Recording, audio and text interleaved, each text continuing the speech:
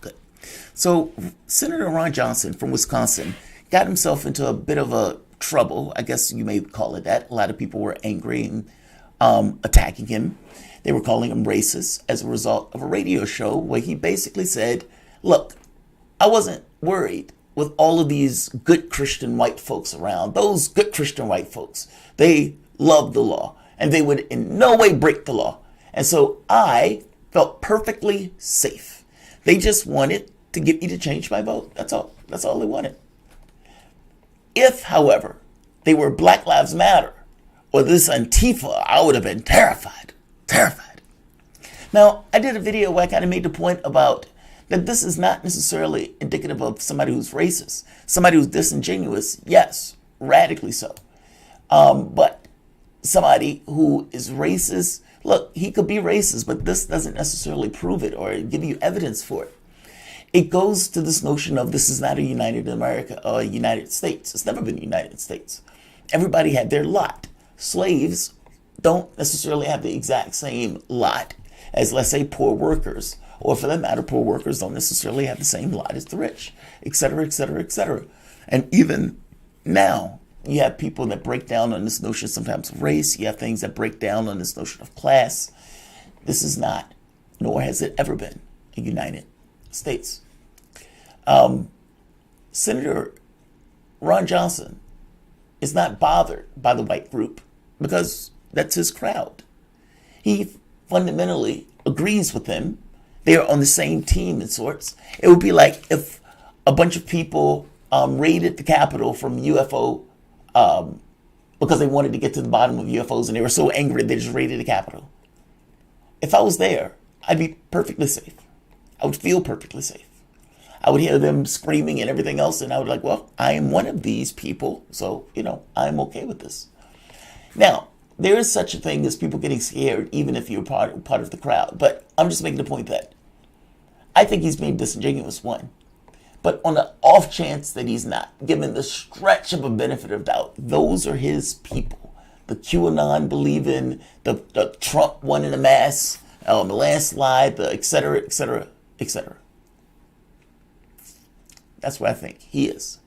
I want to let you hear what he said. Now, Joy Behar did not like this. And she was incendiary when she went after Ron Johnson.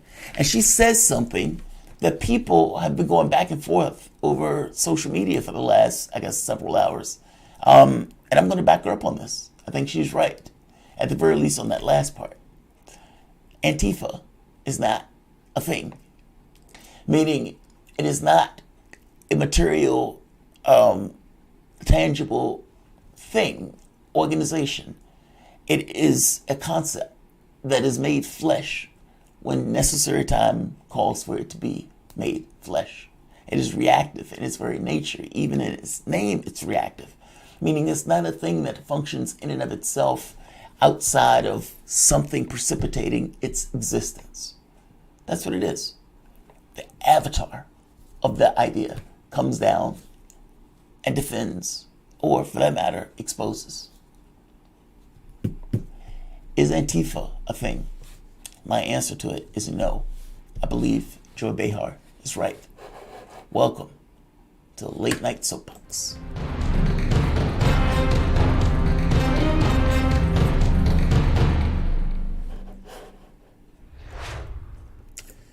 My name is Jamarl Thomas. This is the Progressive Soapbox.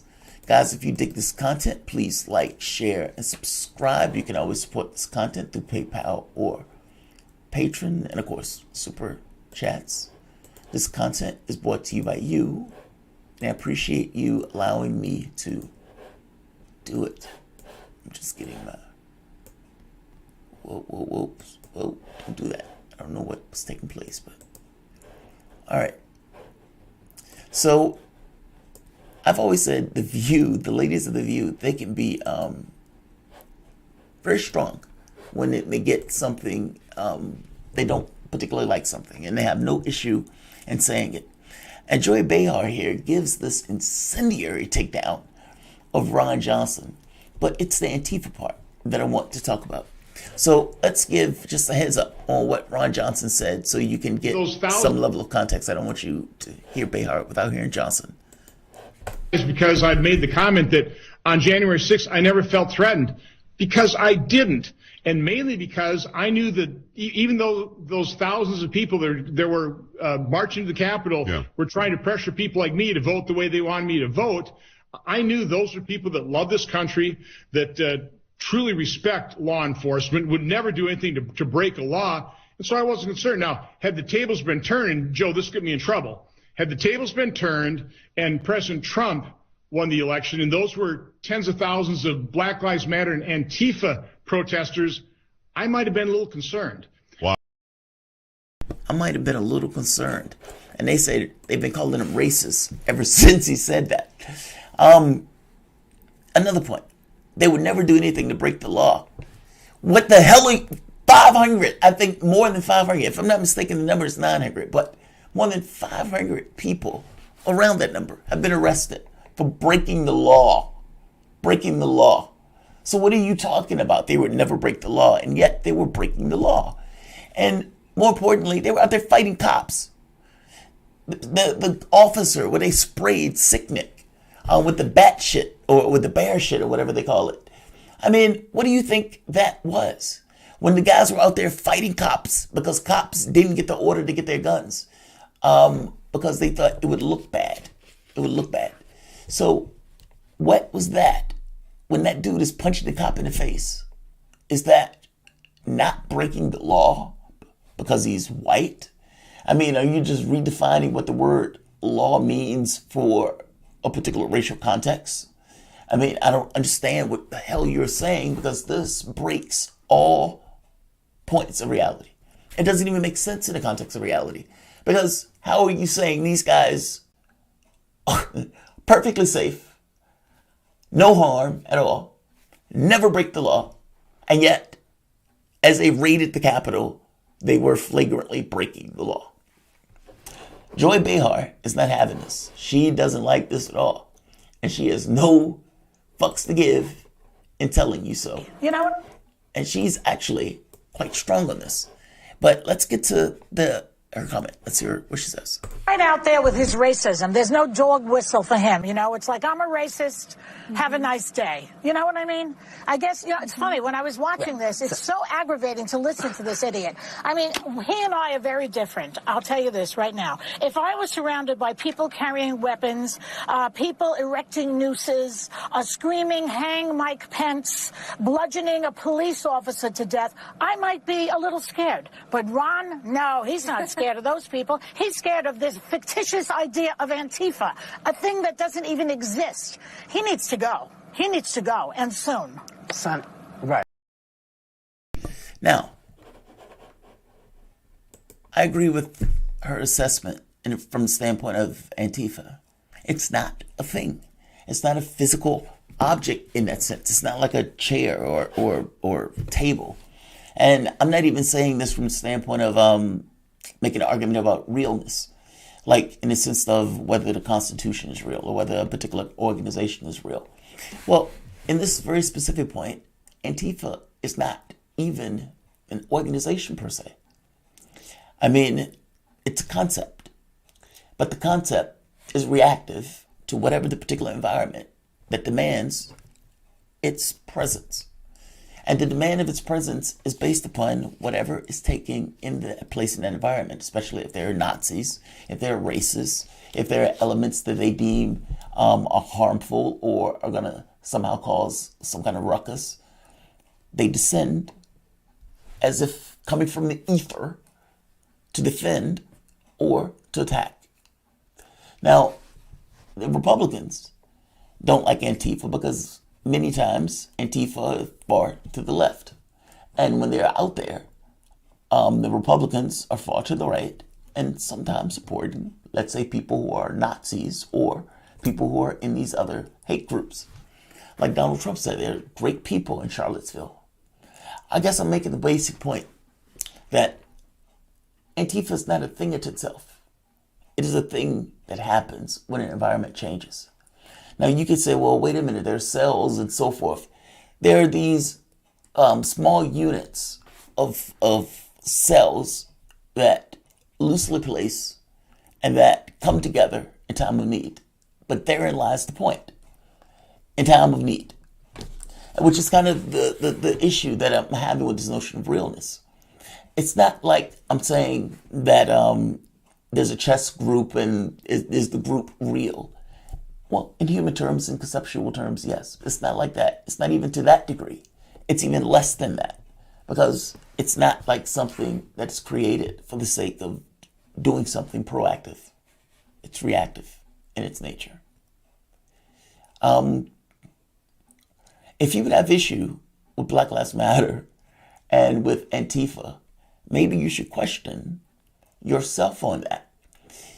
Why would you have issue with Antifa if you're not racist, if you're not bigoted, if you're not a fascist? And in the same way that you had no issue with those white guys who were, swearing and screaming and talking about hanging Mike Pence and everything else, that was perfectly fine. Why do you have an issue with Antifa in that case? If you don't fit their mold, if you're not in that sliver of racist, bigot, etc., then you should be perfectly safe, just like you're conceptually perfectly safe with the other group. But we know you're being disingenuous. 3 a.m. between you and your God, you're not going to say that you are perfectly lovely here. That's not going to be the answer. That's the answer you give now to back your party and to back Trump and to not have to say you fucked up or you guys did something wrong. That's what is taking place. But Joy Behar cuts to the quick of it. It's not real. It's not real. Now, don't get me wrong. When it descends to the earth, those are people that are the avatar of that thing. But again, at the end of that event, they just vanish. There's nothing there. It's not like a persistent thing that takes place and it maintains itself and that goes on in perpetuity. No, this is something that comes when the call is issued. So I agree with her on that. I mean, to say that they're an organization, well, they're kind of not. It's almost like the antithesis of an organization to some degree. So, no, she's right. I think she's more right than not. Even though I do get there's a gray area in that at some point, especially at the point where there's a certain formation of a group in a particular area in order to deal with a particular threat. It's not a group. It's just a bunch of people coming together. And so I don't necessarily accept even right there in that particular premise that these guys are a persistent thing or some kind of organization. And especially not something that Ron Johnson should be afraid of.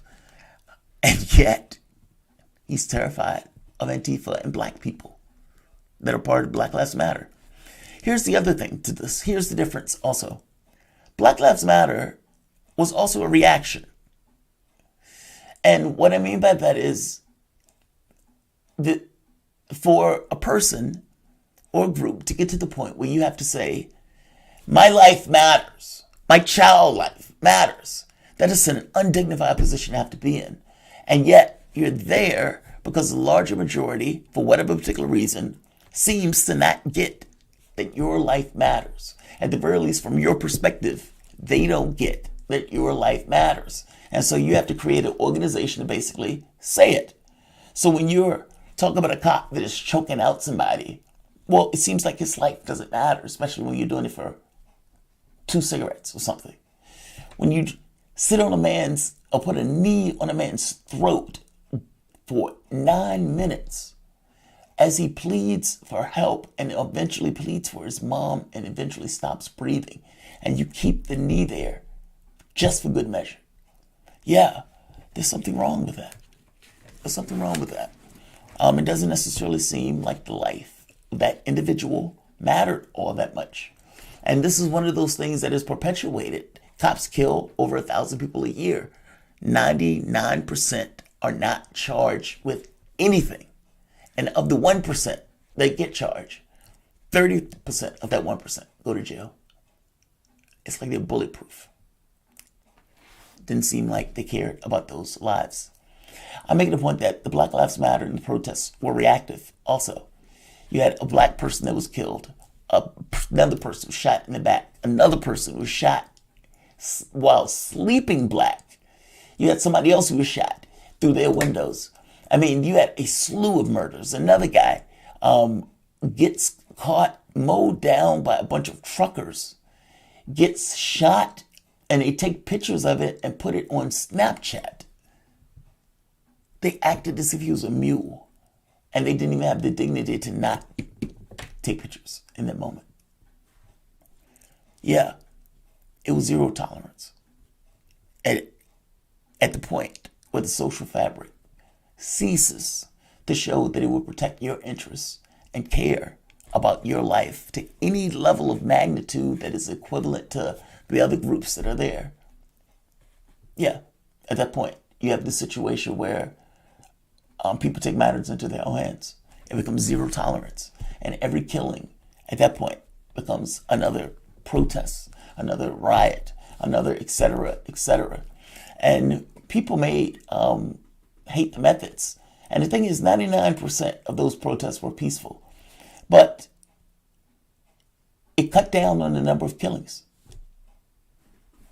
Research has it cut down on the number of killings. So these guys are trying to make Antifa a boogeyman, or Black Lives Matter a boogeyman. But no, the reality of it is you had a bunch of people who were screaming and swearing bloody murder that Donald Trump is still president. Those people violently raided the Capitol. Multiple people died. Hundreds were put into the hospital. Congress was rushed out. Mike Pence's life was in danger. And the President of the United States had a constitutional responsibility to ensure that the integrity of this nation and the Capitol was held to and protected. Did not do any of that. He was infinitely responsible for all of it. And yes, they broke the law in pursuit of his aims. So, Joy, Behar is right. I'll leave it at that.